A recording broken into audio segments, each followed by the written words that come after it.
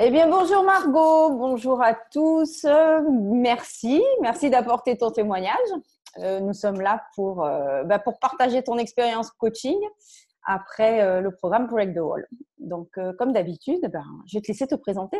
Hein? Allez. Très bien. Donc Margot Chiarella, société Inside Design. Je suis basée à Cannes. Je suis architecte d'intérieur et décoratrice. J'accompagne les particuliers et les professionnels tout au long de leur projet, de la conception jusqu'à la réalisation, en les aidant au niveau du choix des matériaux, des entreprises, du projet, vraiment sur une mission globale. Ok, super. Alors, il faut quand même préciser, tu peux nous dire depuis combien de temps tu as créé ta société? Oui, la société Inside Design maintenant est développée à temps plein depuis 2 ans. Donc là, on attaque la 3e année en janvier, voilà, le développement. Et sinon, la société a été créée en 2014. Ok, donc jeune chef d'entreprise, dans tous les sens du terme, hein, parce que tu es très jeune chef d'entreprise, donc félicitations. Alors, dis-nous dans quelle situation tu étais avant qu'on commence ce travail toutes les deux. Alors, Quelle difficulté réelle quelle difficulté tu j'ai vraiment rencontres? appris à te connaître par rapport à la réunion que tu avais faite à Sofia sur le thème de l'organisation. Parce que c'est vrai que quand on a une charge de travail importante et qu'on est seul, on est souvent face à des difficultés d'organisation. Et donc cette conférence me paraissait intéressante parce que je me suis dit, je vais apprendre des choses au niveau organisationnel, parce que j'étais consciente qu'il y avait des choses que j'avais pas eu le temps de faire, j'arrivais pas à boucler mon agenda, etc. Donc voilà, j'étais venue prendre des infos à ce moment-là. Et donc on a appris plein de choses pendant cette conférence. C'est la première fois que c'était à une de tes interventions. Et à la fin de cette intervention, tu m'as proposé, enfin tu as proposé à tout le monde d'ailleurs, un bref entretien pour faire un petit peu un sondage, faire le point, quels étaient les problèmes, où est-ce qu'on se situait, où est-ce qu'on en était au niveau de la société, du développement. Et du coup, lors de cet entretien, il a apparu finalement que ce que je pensais être des difficultés d'organisation était plus lié finalement à des peurs, à des choses personnelles, propres à ma personne, qui fait que quelque part, j'avais un blocage dans le développement. Finalement, j'avais une volonté inconsciente de ne pas vouloir avancer. Donc, voilà, on a un petit peu développé ce sujet ensemble et on a évoqué ensemble les différents points qui posaient problème au développement de la société. Ouais. C'était exact. Il y avait pas mal on va dire, de freins à la réussite. Donc, entre la grosse différence entre le savoir-faire et le savoir-être. Aujourd'hui, chef d'entreprise, ça suffit plus. Il faut aussi qu'on ait des capacités émotionnelles, situationnelles, personnelles qui font qu'on va pouvoir réussir dans notre entreprise. Quelles étaient tes attentes finalement face à ce coaching? Qu'est-ce que tu attendais réellement? Qu'est-ce que j'attendais de résoudre les différents problèmes qu'on avait pointés ensemble afin d'avoir un développement plus fluide, de ne plus être dans l'émotionnel, d'appréhender les situations du quotidien mais professionnellement parlant, de façon plus légère, plus fluide, conflit avec un client. Voilà. Après, forcément, ça a un impact également sur le personnel, puisque le côté émotionnel, il touche aussi bien la sphère professionnelle que personnelle. Mais donc voilà, je voulais être plus sereine, être moins stressée. Et puis au final, tu m'as apporté vraiment des petites clés, je cherchais le mot, des clés aussi au niveau de l'organisation, parce que du coup, ça m'a permis de me remettre en question, de me rendre compte que finalement, il y a des choses que je faisais pas comme il faut. Parce que comme tu l'as dit, être chef d'entreprise, c'est savoir faire son métier. Maintenant, tu n'apprends pas forcément comment le faire, dans le sens où je sais comment mettre en œuvre un projet, mais je sais pas forcément, comment au départ avoir le premier contact avec le client, comment mettre en place la paperasse, voilà. Donc c'est tous ces détails qui, au quotidien, ça m'a apporté énormément Mais alors, de stabilité. Ouais, avec un peu de recul, je me pose la question, qu'est-ce qui fait que finalement, tu t'es pas fait aider dès le départ? Parce que tu es une jeune entrepreneuse. Mais je me suis fait aider parce que Pardon? je me suis fait aider parce que quand on a commencé ensemble, D'accord. j'avais une autre formation. Donc j'avais d'abord pris conscience que j'avais des lacunes au niveau de la stratégie commerciale, Oui. au niveau de l'étude de marché, etc. Quand j'ai créé mon site, je me suis vraiment posé la question comment définir tes tarifs, est-ce que tu es dans la norme, etc. Donc j'ai envisagé une formation avec quelqu'un là-dessus qui m'a énormément apporté de ce côté-là. Et au-delà donc, de la stratégie commerciale, enfin, des bases, comment étudier un marché, la concurrence, tout ça, il y avait toujours, comme on a dit, ces freins qui font partie de nous malgré nous. Donc, même si on a la volonté d'avancer, je me suis rendu compte qu'on avait ces problèmes qui freinaient le développement. Alors, qu'est-ce qui t'a fait choisir le fait qu'on travaille ensemble? Ça a été vraiment l'entretien qu'on a eu ensemble par vidéo. Ok. Suite à voilà, ça a été le déclic, ça a été aussi le feeling parce que quand on échange avec une personne, qu'on a l'impression d'être compris, même pas qu'on a l'impression qu'on est compris, c'est important. Je veux dire, un coach, c'est comme tout, c'est comme un collègue de travail ou autre. On établit une connexion, on crée une relation, donc faut être en confiance, faut que ça se passe bien. Et c'est vrai qu'à ce moment-là, par rapport au programme de Break the Wall et par rapport à ce dont on a identifié ensemble, je me suis dit oui, c'est ce qu'il me faut en fait. Voilà, ça m'a paru évident. Alors, je vais juste peut-être spécifier le point que tu viens de soulever par rapport à l'entretien, ce que toi tu appelles l'entretien. Donc, on a eu un coaching flash, ce qu'on appelle un coaching flash ensemble. Donc, c'est un moment assez court de 40 minutes où on va poser les choses, identifier vraiment les différentes situations qui posent des freins, des problèmes, peu importe, pour savoir déjà si je peux être la bonne personne pour t'aider. Des fois, c'est pas toujours Ouais. le coach. Ça peut être un psychologue, ça peut être un consultant, etc. Donc, c'est important, cette session, effectivement, est importante. C'est une première prise de contact. Savoir si je suis la bonne personne, mais si aussi on match, hein, c'est ce qu'on appelle matcher. Il faut vraiment que ça matche, qu'on soit sur la même longueur d'onde, qu'on partage vraiment, il se passe quelque chose, que la confiance s'installe réellement entre les deux personnes. Et là, on a 50% de réussite face au coaching. Ça, c'est une certitude. Alors, de façon très concrète, parce que le problème, le point financier est souvent abordé, les personnes se posent des questions. Comment toi, tu as décidé d'investir financièrement dans ce programme? Comment tu as fait pour trouver l'argent concrètement?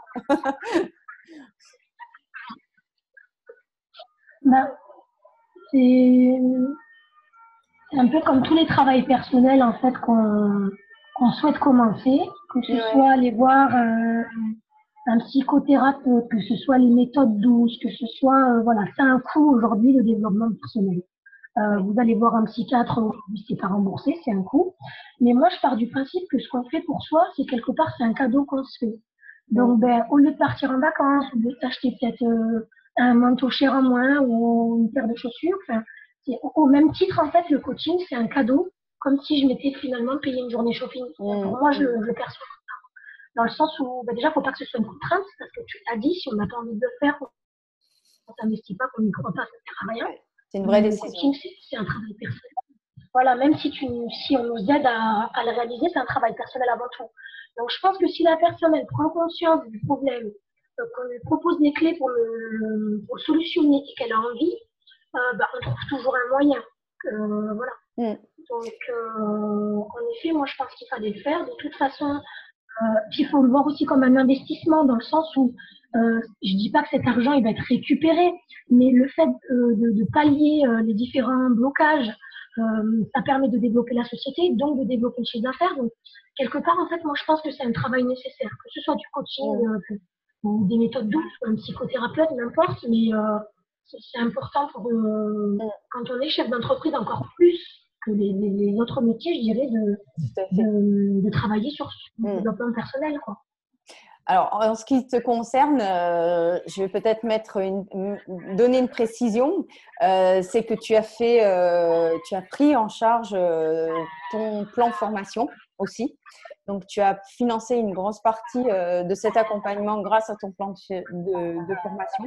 Donc, ça, c'est vraiment un élément important pour les chefs d'entreprise, savoir qu'ils peuvent se faire aider et avoir une aide aussi financière. Mais c'est vrai que la base, c'est de dire, OK, qu'est-ce qui te permet aujourd'hui de dire que c'était la bonne décision d'investir aujourd'hui pour toi, finalement? Est-ce que tu penses que tu peux dire que c'était le bon investissement? Oui, c'est sûr. Ça aurait pu être toi comme ça aurait pu être un autre coach. Bien sûr. Mais de toutes les façons, j'en avais besoin. Donc voilà, c'est la situation qui a fait qu'on s'est rencontrés, qu'on a fait cet entretien flash, ça a matché. Mais de toutes les façons, quand il y a des blocages, soit on continue, soit on décide d'avancer. Donc le coaching ou une autre aide aurait été de toute façon, je pense, inévitable. Okay. Donc aucun regret. Super. Et alors, c'est quoi quels ont été tes résultats aujourd'hui, 6 mois après? On est dans l'action et aussi dans les objectifs, dans les résultats. Qu'est-ce que tu dirais aussi aujourd'hui, 6 mois après, sur le plan professionnel dans ta société, qu'est-ce qui a changé? C'est plus personnellement, quelque part, que professionnellement, dans le sens où j'ai appris à définir aussi quelque part qui j'étais, même si je savais me le poser. Ce qui m'a permis aussi de définir quel client je souhaitais, parce que finalement, on se rend compte qu'on a plein de, pas de litiges, mais il y a toujours des relations qui se passent plus ou moins bien, on a toujours des échanges au cours d'un projet, enfin voilà, il y a toujours des choses qui vont pas. Et finalement, après analyse, on s'est rendu compte que ça venait aussi de qui était le client, qui j'étais moi, puisque peut-être qu'il y a des choses qui sont pas compatibles. Donc forcément, voilà, plus on va vers les personnes avec qui l'on souhaite travailler, mieux ça se passe. Donc déjà, j'ai pris conscience de ça. Ensuite, au niveau du cadre de travail, ça m'a énormément apporté. Parce que c'est vrai que pour le coup, toi, tu as vraiment... on retrouve chez toi vraiment de la rigueur. Tout est carré, tout est pensé. Je prends ça comme un compliment. Hein. Ah oui, mais complètement. Il n'y a pas de place en fait au problème. Et du coup, ça m'a aidé justement, moi, à solutionner au fur et à mesure des petits problèmes que je pouvais avoir. Donc, même si tout n'est pas encore solutionné. Mais au fur et à mesure que la situation se présente, déjà, voilà, j'ai pu mettre en place des règles. J'ai pu justement mettre en place un cadre quand je rencontre des nouveaux clients, leur expliquer ma façon de travailler. Ce que je faisais pas parce que pour moi, en fait, c'était évident. Donc, ça me paraissait évident. Donc, ça m'a beaucoup apporté en fait dans les méthodes de travail. Après, j'ai aussi un peu perdu au niveau de ma vision parce que j'ai évolué entre-temps, au niveau de mon point de vue, de ma vision personnelle. Donc, tu m'as aussi aiguillée, tu m'as aidé à avoir plus clair dans la projection de la société, dans ce que je voulais. Voilà, concrètement, ça m'a aidé au niveau méthode de travail, au niveau réflexion, au niveau des actions à mettre en place.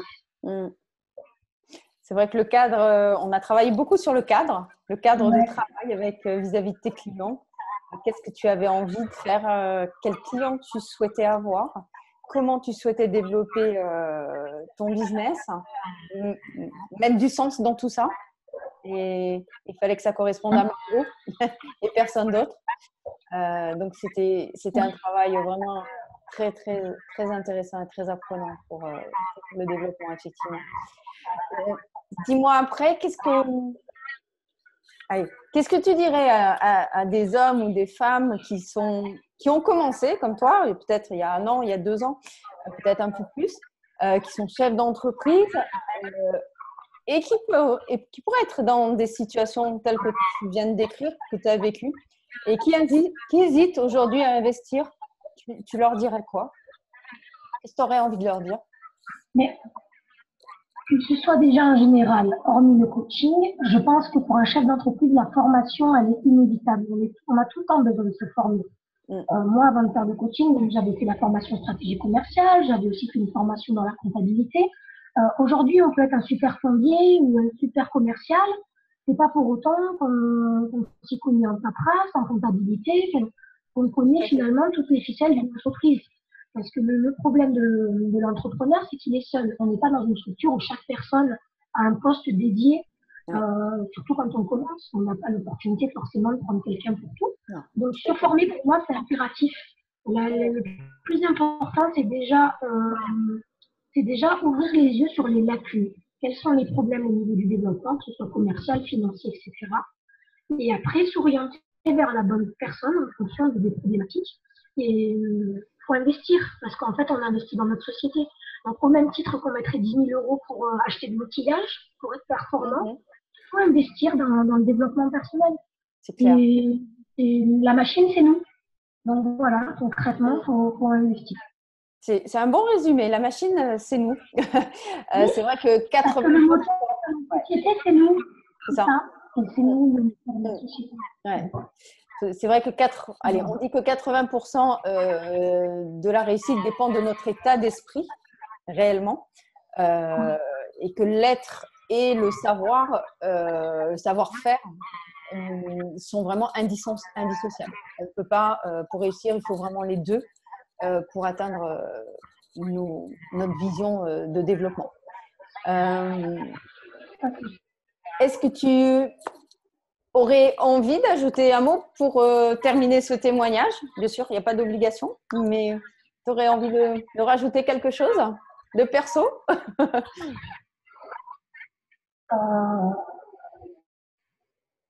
Je pense qu'on a cassé le mur. C'est l'objectif. Ah, donc, d'accord. Le mur fictif, parce que c'est vrai, quand on reprend à l'intitulé de la formation, c'est vrai que du rôle.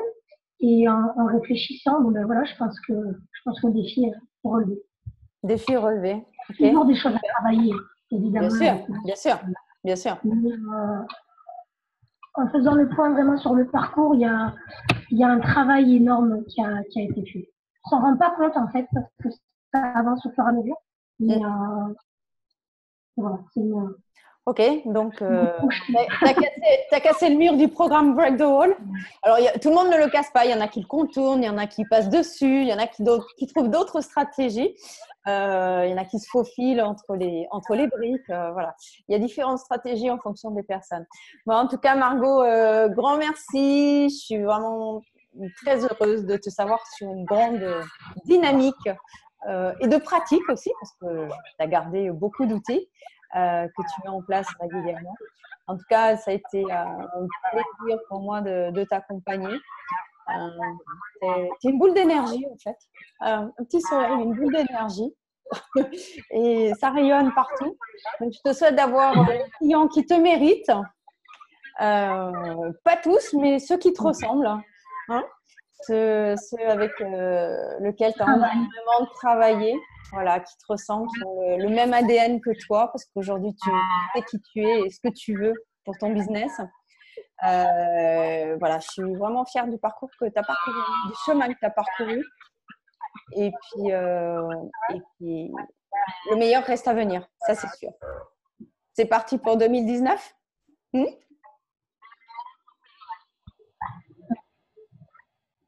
En tout cas, moi, j'ai vraiment aimé travailler avec toi.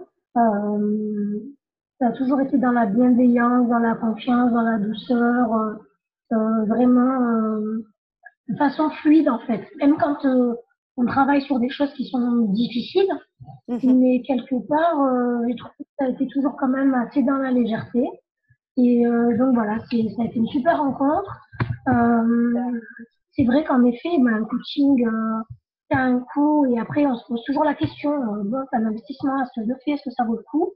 Et je regrette vraiment pas de m'être dit et de m'être lancée.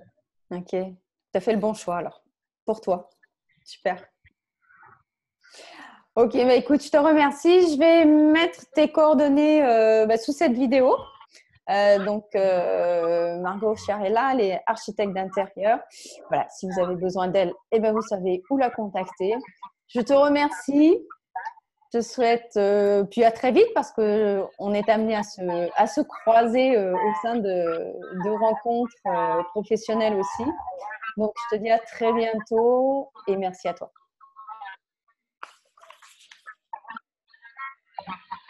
Merci Agnès. Au revoir.